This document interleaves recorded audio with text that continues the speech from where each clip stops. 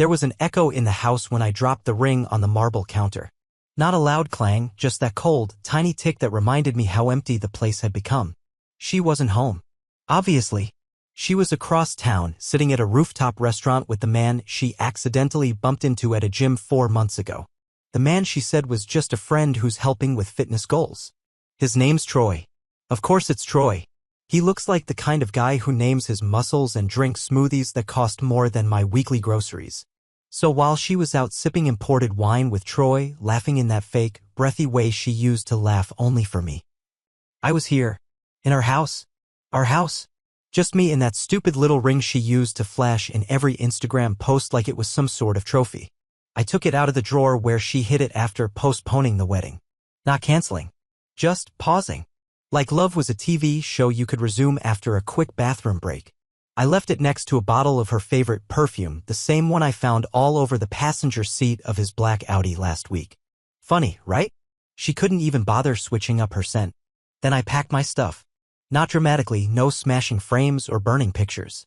Just folded shirts, some socks, laptop, a folder of receipts, and financial statements that might come in handy when this whole thing blows up legally. As I loaded the trunk, I found the envelope I wasn't supposed to see. It was wedged under the spare tire cover. Airline tickets. 2 of them. First class. Her name and his. Departure date, 2 days from now. So the pause was actually a farewell tour. I didn't scream. I didn't cry. I didn't even call her. I just texted her. Check the kitchen. The ring's home. I'm not. That should have been the end, right? Except the part that came after, the part that still makes my hands shake and my stomach twist, that didn't happen until the next morning. When the cops showed up. And one of them said, "Sir, we need to ask you a few questions about Madison Sloan." And the other one added, "This isn't just a breakup anymore." I thought it was a mistake.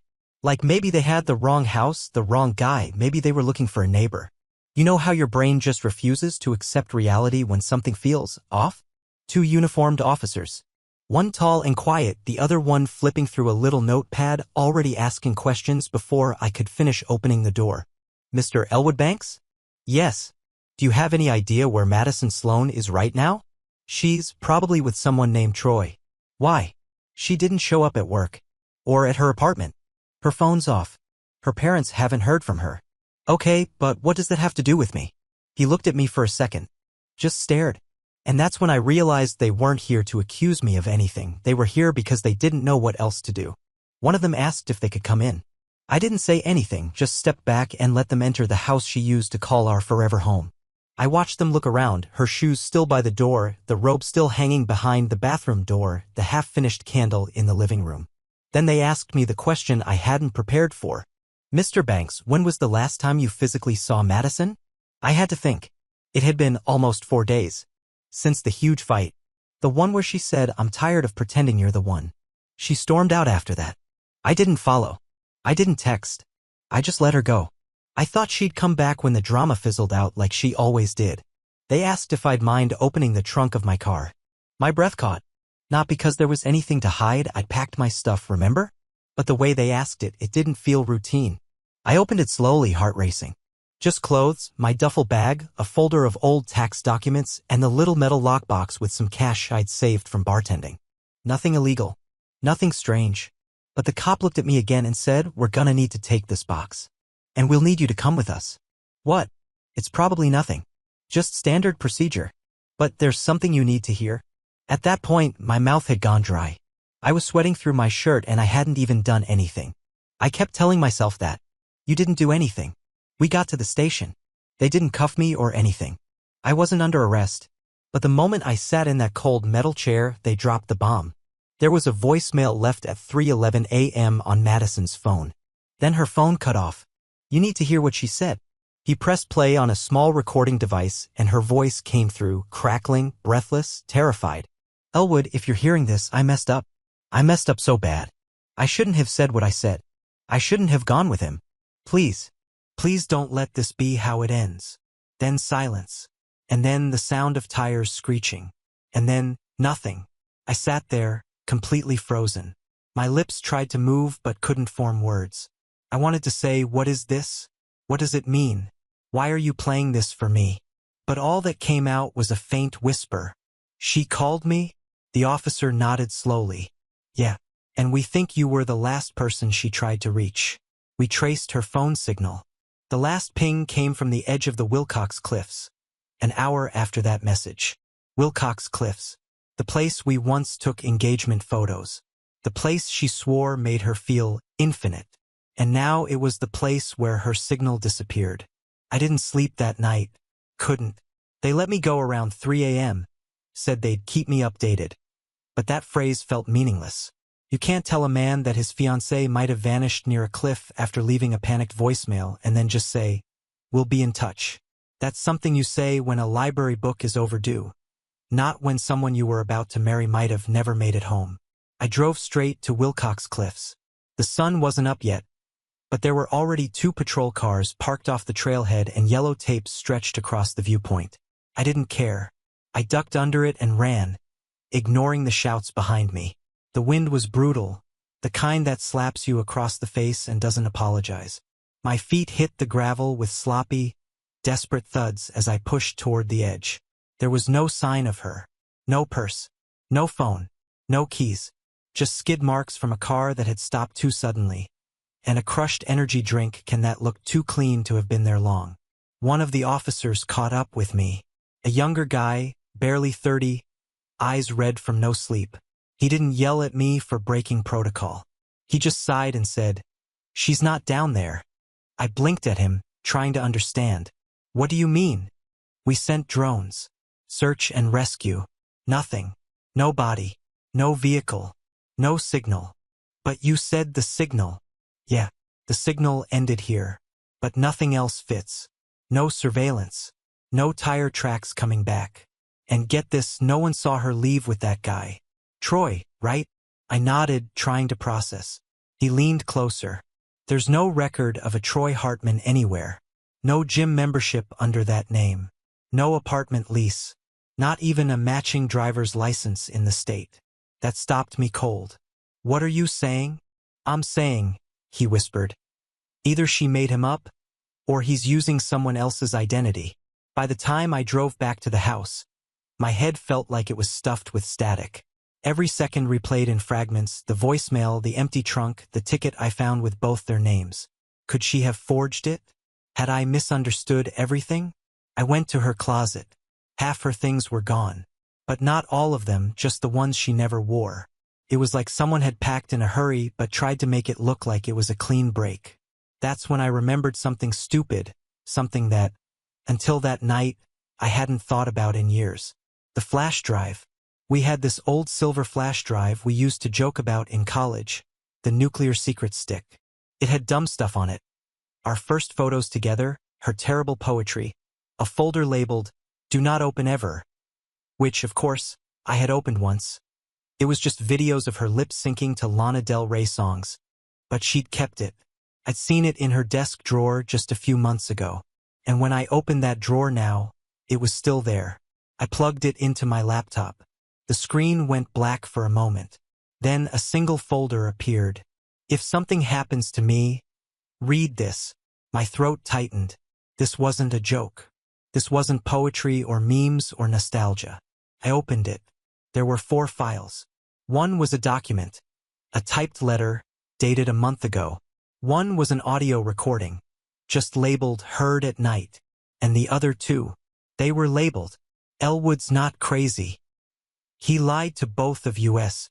I clicked on the letter first, and by the 3rd paragraph I was shaking so hard I had to set the laptop down. Because she wasn't writing about leaving me. She was writing about someone following her. And she wasn't talking about Troy. She was talking about someone else entirely. I read her letter 5 times. Each time it made less sense, and more. It started ordinary enough. "If you're reading this, it means something went wrong. I don't know how else to explain what's been happening without sounding like I'm losing it. But I know what I saw. I know what I heard. And I know what he told me the night he showed up at the hotel." Wait, what hotel? The further I read, the worse it got. Apparently, Madison had been meeting with someone she never named. She didn't describe his face. Didn't give him a name. She just called him the man from the hallway. That sounded ridiculous at first until she described how she kept seeing him outside her gym at the corner near her office, even once reflected in the window behind her during a Zoom call. She didn't tell me about any of this. Not one word. Instead, she wrote it all down on a drive she hid in her desk like a damn thriller novel. She said the man warned her not to go through with the wedding. Told her I wasn't who I claimed to be. That I had secrets. That she should disappear before it was too late. I sat there in complete disbelief. I didn't have secrets. I wasn't lying to her. I barely had the energy to keep up with life after she started pulling away. But then she wrote something I'll never forget. He knew about the cabin in Birch Hollow. He said he'd seen me there, alone, even though I never told anyone I go there when I need to think. He said he found my diary, the one I keep in the flower box under the porch. My blood ran cold. I didn't even know about the cabin. We never had a cabin. That night I drove straight to Birch Hollow. It's about 70 miles northeast, a mix of vacation rentals, dense woods, and that off-the-grid vibe that makes you check over your shoulder more than you'd like. There was a small mailbox nailed to a tree near the entrance that just said Hollow Run 7B. I didn't know what I was looking for until I saw it. A little one-bedroom cabin. White paint peeling off the side. Porch light dead. Wind chimes dangling but silent. And in the middle of the porch, an overturned flower box. I don't know what made me do it. Instinct, maybe? But I knelt and lifted the box. Beneath it, tucked in plastic to keep it dry, was a soft brown journal. Madison's handwriting. Slanted. Messy. Familiar. I opened it. And what I read made me want to throw up. Page after page of her describing her dreams, her fears, her suspicions. And every few entries, something horrifying. She mentioned seeing me in places I hadn't been. Described me saying things I never said. Doing things I never did. There was one entry that read, Elwood was in the hallway last night, but he didn't come inside. He just stood there, watching. I called out to him, but he didn't answer. Just smiled. I hadn't been anywhere near Birch Hollow. I was working a double shift that night with time-stamped receipts to prove it. So who or what did she see? I took photos of every page, every single word. Then I packed the journal and left. I didn't want to spend another second there. But I wasn't done with that flash drive yet. When I got home, I opened the second file, the audio labeled Heard at Night. I should have braced myself. The recording was short, 42 seconds. It started with the soft sound of crickets. Then, a door creaking open. Madison breathing. She whispered something hard to make out. And then, a man's voice. Cold. Calm. Not mine. He said, "You don't need to run. He can't save you." Then a long silence. And Madison's voice trembling. "But you said he was never real." And then static. The file ended. My chest tightened. My lungs wouldn't work properly. My hands were sweating. What the hell had she gotten into? And why did this man from the hallway sound like he knew something about me that even I didn't? After listening to that recording, I couldn't just sit there. I was pacing like an animal in a cage, retracing every step, every conversation Madison and I had in the last 3 months. None of it made sense anymore. She hadn't just been cheating. She hadn't just lied. Something else was happening and somehow I was a part of it without even knowing how. I needed answers. Real ones. Not ghost stories. Not whispers from an old journal. So I did what desperate people do. I went to her old therapist. Yeah, I know how that sounds. And yes, I lied to get the appointment. I told the receptionist I was her fiancé and it was about her disappearance. That part was technically true. The rest, well, I said I was seeking help for myself. That I just needed to understand her state of mind in the weeks before she vanished. Dr. Levine didn't want to talk to me at first. She looked at me like I was dangerous. Not aggressive, more like unstable. She asked if I'd seen the news. I hadn't. I was too deep in my own mess. So she pulled out her phone and showed me the article. Madison Sloan, 32, still missing. Fiancé not a suspect, but questions remain. They had used the photo of us at last year's Christmas party. She looked perfect in red. I looked like I just stepped into a memory I wasn't ready to lose. Then Dr. Levine said something I didn't expect. She told me about the man in the hallway. My heart nearly stopped. You believed her? I didn't. At first. I thought it was disassociation. Or high-functioning paranoia. But then she started bringing me physical evidence. What kind of evidence? She took pictures. Of the same man, same coat, same posture, same vague face, standing in different public places, miles apart. Always just far enough that it could be coincidence. Always just close enough to feel like a message. I leaned forward. Did she ever say what he wanted? Dr. Levine hesitated. Then she got up and unlocked a drawer behind her desk. She slid a thin envelope toward me. She left this with me 2 weeks ago. Told me to only give it to you if something happened to her. Inside was a flash drive. Another one. Not silver this time, black, unmarked, except for a small red sticker on the side. I plugged it into my laptop the moment I got home. It only had one file. A video. It started with Madison sitting in a dimly lit room. She looked tired. Pale. Her hair was messy like she'd been crying or hadn't slept. She was holding her phone out recording herself. If you're watching this, Elwood, then I'm gone. Maybe not dead, but gone from your life. And I need you to know none of this is your fault. But you're in danger now too. I froze. What the hell was she talking about? He knows about the cabin. He knows about the dream you had when you were 12, the one you never told me about but always remembered. That hit me like a hammer. Because I had never told anyone about that dream. Not her. Not my parents. No one. It was something that haunted me for years, a recurring dream of standing in front of a burning house while a shadowy figure whispered, "You don't belong here." Madison continued. He said he's been watching both of us for years. That we were never supposed to meet. That our timelines crossed by accident and that now the balance is broken. She took a shaky breath. I didn't believe him, Elwood. Not until I saw it. Not until he showed me your photo from 1996. Standing outside the Birch Hollow cabin. That stopped me cold. 1996? I would have been 7. We never owned a cabin. I'd never even been to Birch Hollow until last week. But then she held something up to the camera. A printed photo. And there I was. A child. Standing barefoot in the grass, staring into the lens with a vacant expression. And in the corner of the frame, barely visible, behind the porch was a blurry shape. A tall man in a dark coat. The same posture. The same outline. The same shadow that had followed her. The same one from my dream. I didn't sleep that night. I didn't eat the next day. I just kept rewatching that video, trying to understand what any of it meant. And then, I heard it. Something buried in the background of the recording. Not Madison. Not noise. A voice. Low. Clear. Repeating one line. He's starting to remember. I don't even know how to start this part without sounding insane. But honestly, I think I crossed that line a few nights ago. And at this point, it's not about sounding rational, it's about surviving whatever this is. After watching Madison's video again and again, hearing that voice whisper, he's starting to remember. I couldn't take it anymore. I needed to know what I was forgetting. What I had buried. If this man in the hallway had really shown her a photo of me as a child, one that I had no memory of, I had to find something that could confirm or disprove that I'd even been to Birch Hollow in the first place. So I called my mother. Big mistake. I asked her straight out, did we ever go to Birch Hollow when I was a kid? There was a pause. A long one.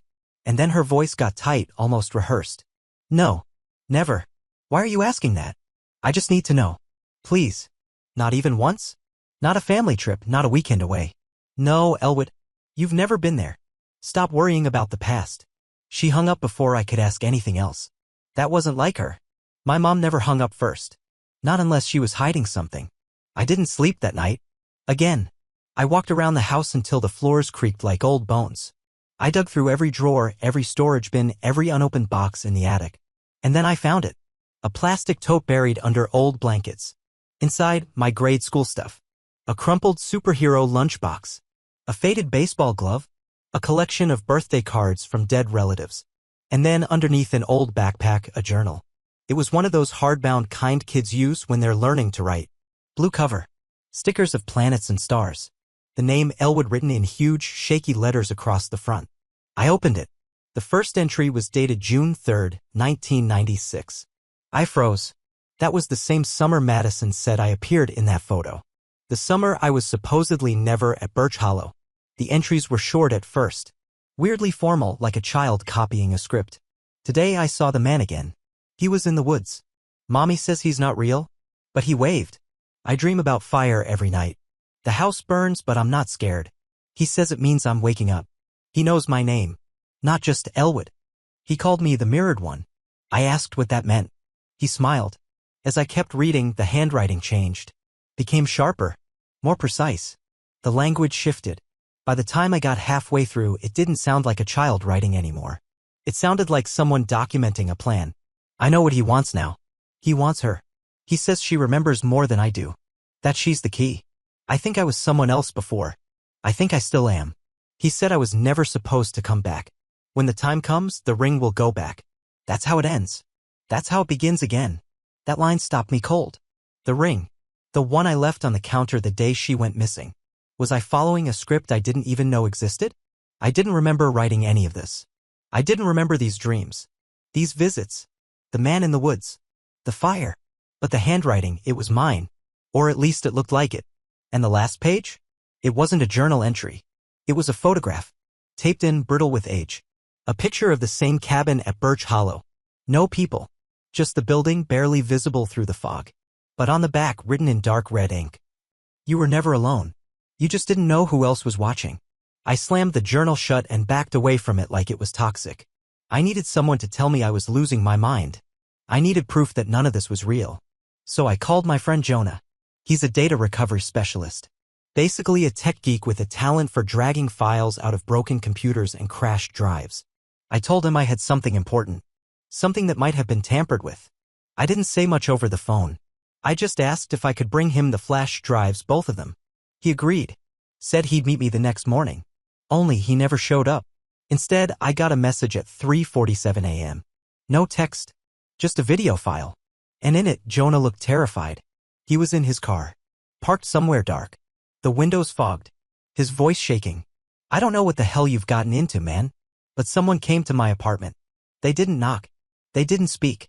They just stood there. Watching. I think it's him. I think it's real. I'm leaving town. Don't call me. Then he looked directly into the camera. Burn those drives. Now. Before it's too late. The screen went black. And that's when I heard it. A knock at my door. Not loud. Not fast. Just 3 slow, deliberate knocks. I didn't open the door. I just stood there, staring at the handle, frozen in place. 3 slow knocks. No voice. No footsteps walking away. And somehow the most disturbing part, no sound of a car pulling up before it. If it had been a delivery guy, a neighbor, the police, I would have heard something. But it was dead silent. I stayed crouched behind the couch until morning light pushed its way through the blinds. When I finally got the courage to peek outside, the porch was empty. No footprints. No sign anyone had been there. I needed to stop pretending this was just paranoia. So I did the only thing left. I opened the last file on the silver flash drive. He lied to both of us. It was a video. Screen-recorded footage. Madison's laptop, judging by the layout. She was browsing through a forum, one I didn't recognize. The logo was weird, almost like a maze spiraling inward. She clicked on a thread titled, "The man in the hallway, do you remember him, too?" Inside were dozens of messages. Not from trolls. Not from kids pretending to be scared. From people describing the exact same thing. A man in a dark coat. Appearing at different points in their lives. Telling them things about their past no one else could know. Always watching, never aging. And one post stood out. Username, EchoTwin94. It simply said, I met him in 1996. He told me I'd forget. But when the ring returned to the counter, the loop would break. If you're reading this, I think you're me. I paused. Read it again. Then looked at the user's profile. It was locked. But there was one note in the bio. Birch Hollow. Cabin. The mirror isn't a reflection. It's a doorway. That's when I remembered something even more disturbing. I'd seen the username before. Not online. Written on the back of the childhood photo Madison had shown in her video. EchoTwin94. She hadn't noticed it. But I had. Because I'd written it. In my own handwriting. I didn't sleep the night before. I just sat on the floor, flashlight in one hand, the journal in the other, the flash drive scattered in front of me like puzzle pieces I couldn't fit together. But one thing had finally become clear, I wasn't going to outrun this by hiding. I had to go back, to the cabin, to Birch Hollow, to whatever memory or truth waited for me there. So I drove. No music. No stops. Just the hum of the tires and the occasional flicker of doubt screaming from the back of my mind. But I didn't turn around. The cabin looked the same, lifeless, silent, still holding its secrets under that chipped paint and rotting porch. But this time I wasn't scared. I walked inside. Everything was untouched. No sign of forced entry. No blood, no messages on the walls, no flickering lights or figures in the shadows. Just dust and silence. Until I looked in the mirror. It had always bothered me, a full-length mirror bolted to the wall, facing the living room like it had a purpose. I'd seen it last time, but I hadn't looked directly at it. Now I did. And I finally understood. It wasn't a mirror. At least, not in the usual way. I stepped closer. And my reflection didn't match. I moved my left hand. It raised its right. I blinked. It didn't. I whispered, "Who are you?" And it smiled. But then something changed. For the first time in this entire nightmare, I saw fear not in me but in it. The reflection's smile faded. Its eyes widened. It stepped back as if something was pulling it away. And suddenly the mirror went dark. Gone. Just my own tired, pale face looking back.